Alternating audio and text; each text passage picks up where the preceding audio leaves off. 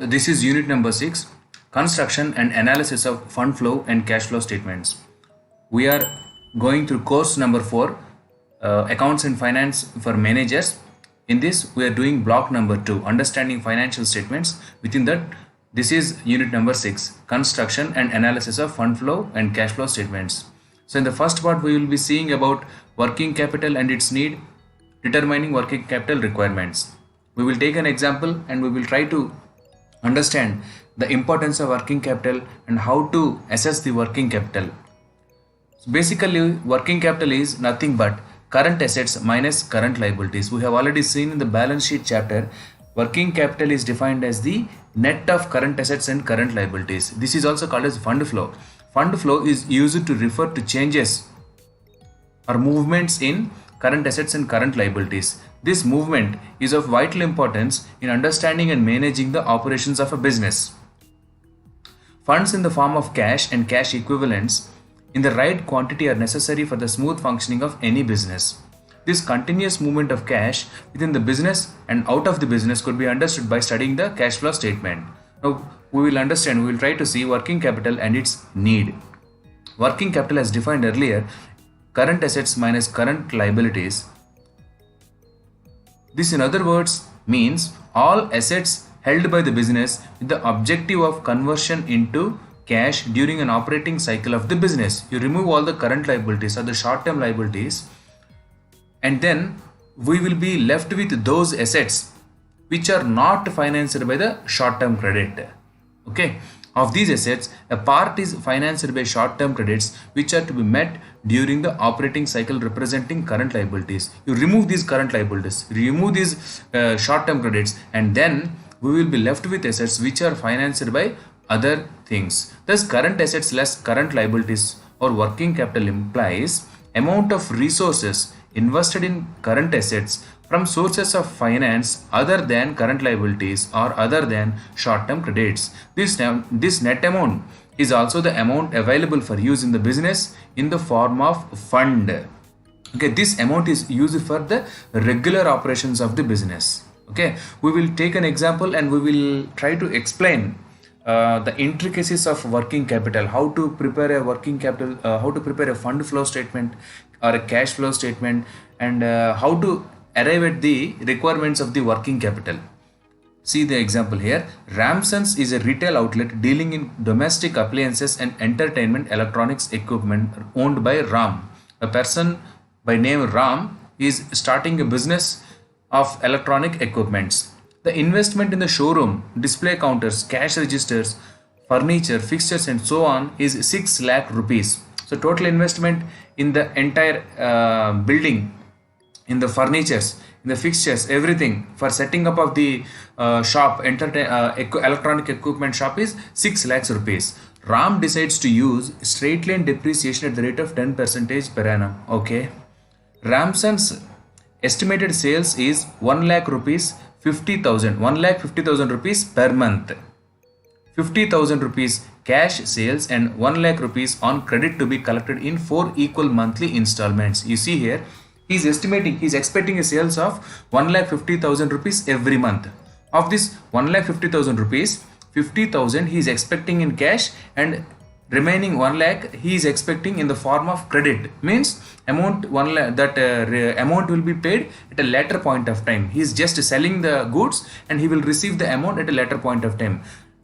At what time? It is to be collected in 4 equal monthly installments. The 1 lakh rupees on credit is to be collected in 4 equal monthly installments, means 4 times in 4 installments the amount will be repaid. All sales are made at 25% margin on selling price. This is a very, very important statement. We will try to interpret the statements very, very clearly as we go on. All sales are made at 25% margin on selling price. For the time being, put this aside. We will come back to this statement in a few seconds. Supply and sales constraints would warrant carrying 3 months sales requirement in the form of inventory. Okay, so this business needs 3 months of stock on hand. Immediately, there at any point of time, immediately there must be a 3 months full stock. Similarly, month's cash expense requirements have to be held in cash balance. Okay, cash must be there for regular monthly expenses. Initial inventory is to be bought for cash, and replenishment purchases will receive a month's credit from suppliers. Initial inventory means he has to keep 3 months of inventory. The 3 months of inventory initially he has to purchase by cash or through cash. He has to pay cash and get 3 months of stock initially, apart from the initial investment of 6 lakhs rupees. Okay, and replenishment purchases means, so every after end of every month, as sales are increasing, as the sales are happening regularly, he has to replace, he has to get new stock. If the stock is sold, he has to get new stock for new sales again. That replenishment purchases will receive a month's credit from suppliers, means he can get the stock from suppliers and pay the amount 1 month later. That is month's credit. 1 month credit means he need not pay the cash for the stock that he has purchased afterwards, which he has purchased afterwards. Immediately he need not pay. That is the meaning of this statement, 1 month credit. Next, average monthly cash requirements for meeting operating expenses other than payment for purchases amounts to 26,000 rupees. And Ram needs to withdraw 4,000 rupees per month for his personal needs. Together, 30,000 rupees is required for his personal expenses and for other operating expenses. Other than purchasing equipment, for other operating expenses like rent, for cleaning, for paying salaries to the staff, and some other miscellaneous expenses which is related to the running of the business is 26,000 rupees. Together it is 30,000 rupees. So these are the headings of this example. So 6 lakhs rupees is the initial investment, 1 lakh rupees is the expected sales every month, 50,000 rupees will be in cash, and 1 lakh rupee will be in credit. And of this 1 lakh, it will be paid in 4 installments. And sales are made at 25% margin on the selling price, and he has to keep 3 months of inventory at any point of time. Initially he has to purchase the entire investment by cash only, and then further purchases he can get 1 month time for paying to the suppliers. This is about inventory, and he has to keep cash readily with him at any point of time, and he required 30,000 rupees as other operating expenses in his business. These are the highlights of this example. Now we will see this point. All sales are made at 25% margin. What is margin? Margin means the difference between the selling price and the cost price is the margin. Okay. Here in simple terms, it is difference between the selling price and the cost price. Here in this example, it is the sales revenue minus the cost of the goods sold. That is the margin. Okay, here margin is expressed in percentage, means the percentage means here the difference between sales revenue and cost of goods over the sales revenue. What percentage of sales revenue this margin is given here? It is 25%. Okay, margin is difference between sales revenue and cost of goods sold. 25% margin means margin which is 25% of sales revenue. So sales revenue minus cost of goods sold, this is the margin. When it is taken over sales revenue, this will give a percentage. Here the sales is expected to be 1,50,000 rupees every month, and margin is given as 25%. Therefore 1,50,000 minus cost of the goods sold divided by 1,50,000 into 100, this will give the cost of the goods sold as 1,12,500 rupees. This is very important. Cost of the goods sold means the cost of the stock that he has purchased. The cost of the inventory is 1,12,500 rupees. The difference between 1,12,500 rupees and 1,50,000 rupees is 37,500 rupees. Okay, this 37,500 rupees is 25% less. Okay, right, it's 25% of this one. 1,50,000, not less. The 25% of 1,50,000 is 37,500 rupees. That is the difference between cost of goods sold and the sales revenue. Okay. Now what is given here? He has to maintain 3 months of stock in hand readily initially. At the time of beginning, initial inventory is to be bought for cash, means 3 times this value. Means 1,12,500 into 3, that is 3,37,500. he has to purchase that inventory in the beginning itself. Okay, now Two questions are asked here. How much working capital will Ramsons require to start operations? Will he need additional working capital during the first 4 months, or will he have surplus working capital during the first 4 months? Okay. So, by giving the bullet points about this example, we can immediately understand that Ramsons need working capital to pay for inventory. He has to purchase 3 months of inventory. For that one, he needs cash, and also for other expenses and for keeping a cash balance immediately in the business, he needs cash. Okay, so we will see. So every month there is a table given here. Every month what are the cash payments, and every month what are the cash receipts, what is the cash outgo, and what is the cash incoming. Okay, we'll try to understand this table here. Only if we understand it clearly, then we will be able to understand the balance sheet and profit and loss statement, and then the status of the working capital, whether it is how much is required, or importance of working capital. Okay, so January, take the example of January month. Initially, in the month of January, he has already started the business by investing 6 lakhs rupees, and also 3,37,500 rupees for purchasing the inventory. Apart from that, every month operating expenses will be 26,000 and withdrawals will be 4,000. So 30,000 will be the outgo in the month of January. So he already brought 3 months stock and kept with him. In the month of January, he has also made a sales of 1,50,000 rupees. So in that sales, he will sell one installment of one group of the stock with him. Okay, so one group of stock is sold for 1,50,000 rupees, and operating expenses are 26,000, withdrawals is 4,000, 30,000 rupees. So again he has to replenish the stock which is already sold, means he has to bring another group of stock. So he will bring that stock also in the month of January itself. Okay, in the month of January, what happens is, in the beginning of the business, he will put investment of 6 lakhs and he will bring inventory of 3 months stock, and he will start selling the goods. For this selling, he will incur operating expenses of 26,000 rupees and 4,000 rupees. 30,000 rupees will be the expenses, cash expenses in that month. At the end of and also after selling the one group of stock, he will replenish it with another stock. For that one, he can pay the amount in the month of February. Let us go to February. What happens in February? For the stock which he has purchased in January, he will pay the amount now. That is 1,12,000 rupees he will pay in the month of February. Again, in the month of February, regular operating expenses will be 30,000. Together, 1,42,000 will be the outgo for the month of February. Again, for the month of March, in February also, he has made a sales of 1,50,000 rupees, and one group of stock will be going out, and again he has to replenish that group. So he has 1 month of time to pay for that group. So that will be paid in the month of March. So February purchases will be paid in the March. So if we take cash outgo, then if we prepare a statement like this, then February purchases will be 1,12,000, again 30,000. So every month the cash outgo is given here. In the month of January it is 30,000, February 1,42,500, and similar in March and April also it is 1,42,500 rupees. Keep this aside. This is the outgo which we have seen. We will use this table in profit and loss account, right?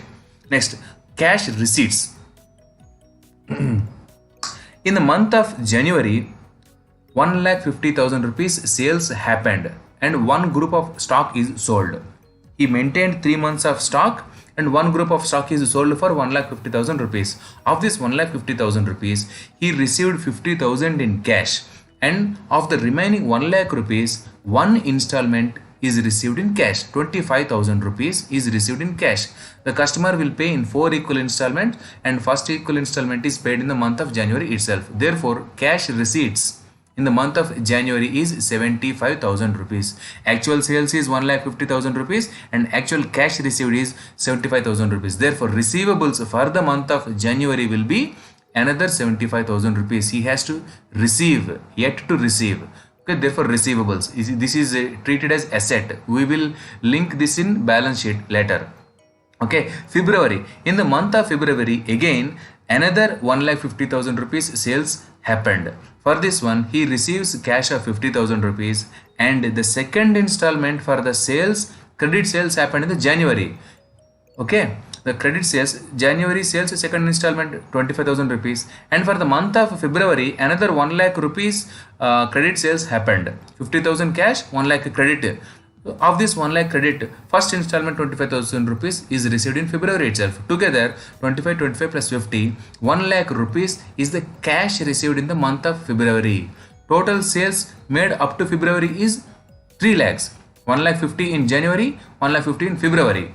Okay, 3 lakh sales made up to the end of February, but cash received up to the end of February is only 1 lakh 75,000. So he has to receive another 1 lakh 25 rupees. Still he has to receive in cash. So that is shown as a receivable in the month of February. In balance sheet we will see that. In the month of March, again same thing repeats. Total sales 1 lakh 50,000. Cash he receives 50,000 rupees, and of the remaining 1 lakh rupees, first installment will be received in cash 25,000 rupees, and January's third installment and February's second installment will be received in the month of March. Together 1 lakh 25,000 will be the cash received in the month of March, cash on hand. Okay, up to March total sales is 4 lakh 50,000 and total cash received is 3 lakhs. He has to receive another 1 lakh 50,000 rupees yet to be received. Again, if we do the same math for April month also, total 1 lakh 50,000 rupees to be received at the end of April, receivable at the end of April.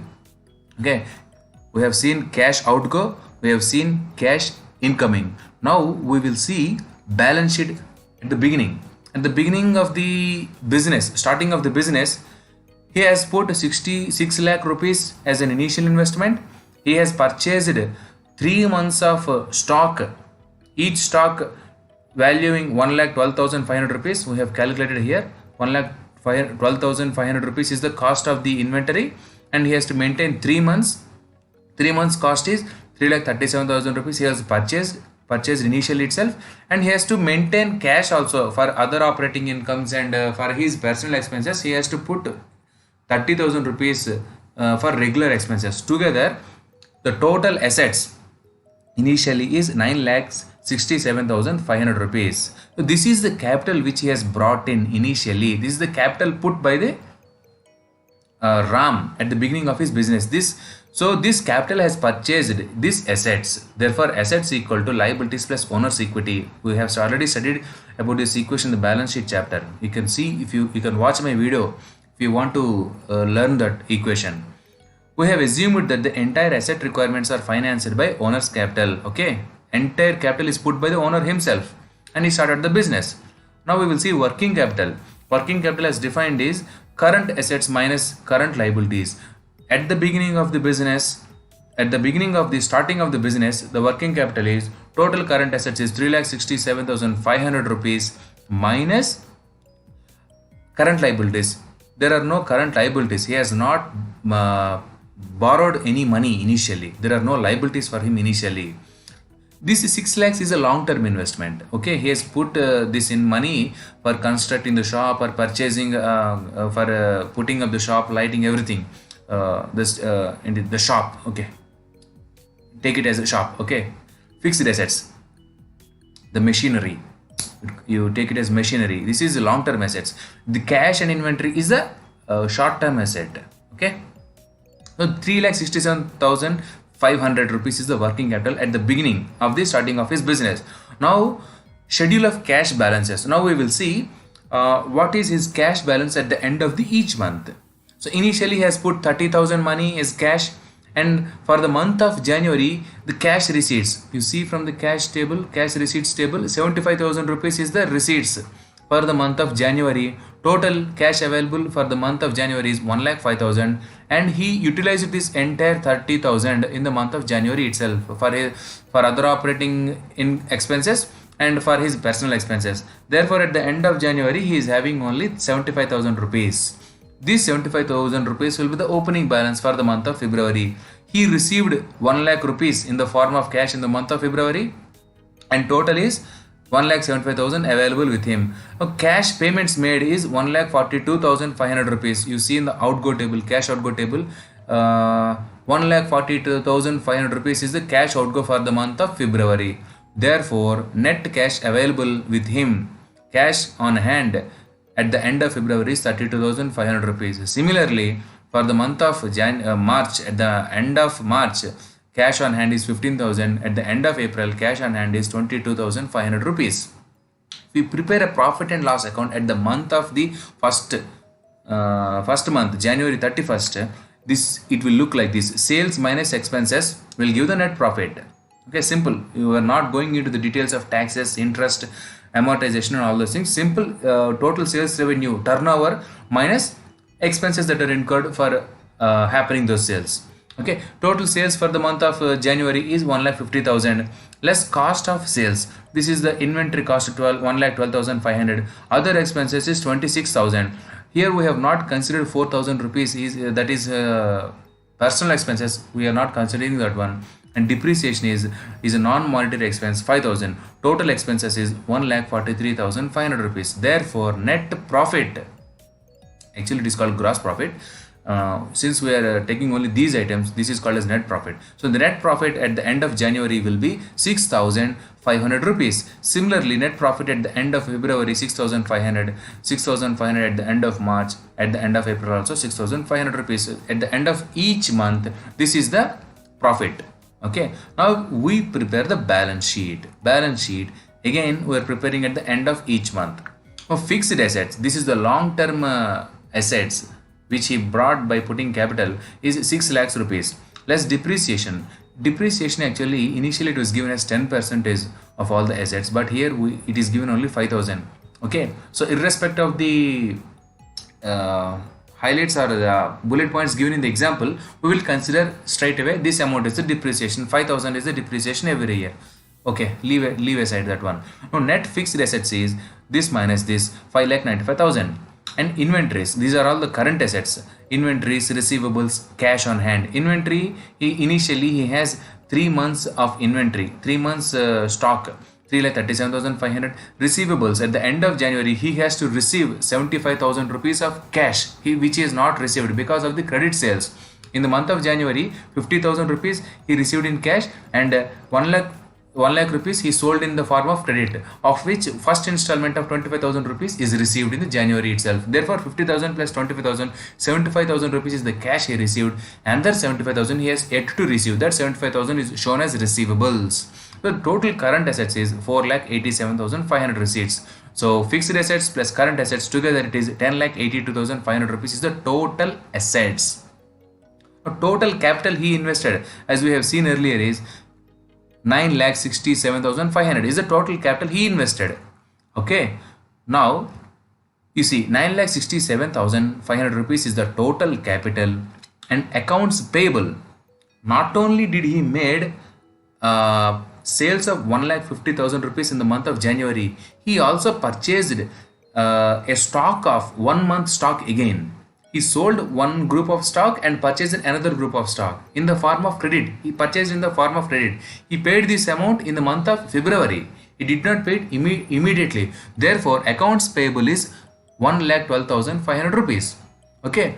Therefore, total liabilities at the end of January will be 9,67,500 plus 1,12,500. If we add these two, we will get 10,80,000. Okay, 10,80,000. Total assets is 10,82,500. Total liabilities is 10,80,000. That 2,500 rupees is the profit. This is again added to the retained earnings, which means he inserted that amount back into the business. Okay, retained earnings, he retained that. Okay. Similarly, for the month of February, depreciation is 10,000. If you prepare a balance sheet for the month of February, again total assets 6 lakh, depreciation 10,000, 5,000 for the January, 5,000 for February, 10,000. You minus this one, 5,90,000 is the net assets, and again receivables we have seen earlier. Receivables for the month of February is 1,25,000. 1,25,000. Cash on hand is 32,500 rupees. You see here, cash on hand for the month of February is here. Cash on hand and receivables. Okay, you take all these figures, apply here, we'll get total current assets 4,95,000. It is increased. See here. So total current assets are increasing. Total assets will be 10,85,000. Again, total capital plus accounts payable will be. Again, he will purchase for the month of February. He is selling one group of stock for 1,50,000 rupees and he is replenishing it with another group. For this one, he will pay the amount in the month of March. Therefore, accounts payable will be 1,12,500 rupees. Therefore, 10,80,000 will be the capital again in the month of February, and total assets is 10,85,000. This, therefore, 5,000 extra is the retained earnings. Likewise, balance sheet is given for end of each month. Now, working capital is also given. Total current assets minus current liabilities. Current assets minus current liabilities. So, as you see here, working capital is increasing every at the end of every month. Funds from operations. This is very important. Funds from operations. We arrive at this one by adding depreciation to the net profit. We have seen earlier from the profit and loss statement, net profit for each month is 6,500 rupees. And each month the depreciation is 5,000 rupees. You add these two, we will get funds from the operations. So what is the meaning of these funds from operations? It is a bit complicated to explain right now. As we see the other topics in this chapter, we will understand it clearly. Right now, I am just postponing this explanation. Okay. Now, so this is the example. The explanation for this example is given here. We will see now. Ramsons has fixed assets, inventory which he has purchased for resale, and some cash for meeting expenses and personal. This is the initial capital. He has put his entire capital for purchasing the fixed assets for the shop, showroom, facilities, everything, for AC, GC, everything. And inventory, he has purchased 3 months of stock for sale, and he also put some cash for regular expenses, meeting expenses and personal needs. That is the initial investment, 6 lakhs rupees plus 3,37,500 rupees and 30,000 rupees. Cash. It is obvious that cash is needed. It is a necessity. It is compulsory for any business, for day-to-day operations or day-to-day requirements in a business. Cash is also required. Receivables. In most situations, it will be necessary to grant credit to customers. This may be necessary either because of competition or because of the custom of trade. Okay, why you might be wondering why these receivables are existing in a business. Why don't the customer pay immediately, or why don't we pay to the suppliers immediately? So that always doesn't happen in the real world. Okay, it is because to give a satisfaction to the customers or the suppliers, these receivables or payables will be there, will always be there. It arises because of good faith, out of good faith on the customers or on the suppliers. These payables, you take the goods now, you can pay later. Okay, we trust in you. That is a part of brand building. Okay, that is a part of improving trust in the business also. However, when we grant credit to customers, it implies that we have to finance the cost of materials for the duration of such credit. You see, this is very important. We are selling goods, but we are not receiving money from the customers. Okay, that is the receivable. Okay, but when we are not receiving the money, what about the cost of the goods, that cost of the materials that are involved here for generating the output? We have to bear that one. Okay, when we grant credit to customers, we have to finance the cost of materials for the duration of such credit. Means we have to bring some money, we have to purchase the goods, and we have to sell, and we are not receiving the money. Okay, there is a cost involved here. Okay, there is a risk involved here. Next, inventory, supplies and prepaid expenses. In order to carry on operations unhindered without any breakages or stoppages, obstacles, we need to have sufficient amount of merchandise or goods on hand. Okay, so in this example, we have seen what is a working capital. How do we use the fund flow statement or cash flow statement to link with profit and loss statement and also with balance sheet, and see how this working capital is changing. Now, in the next topics, we will see the importance of fund flows and determining the working capital requirements, how much working capital is required, and from where do we get funds for purchasing the stock or for running the business. These topics we will see. and applications of funds also. In which projects do we implement those funds which we have bought or borrowed. Okay, stay tuned until then, and bye bye.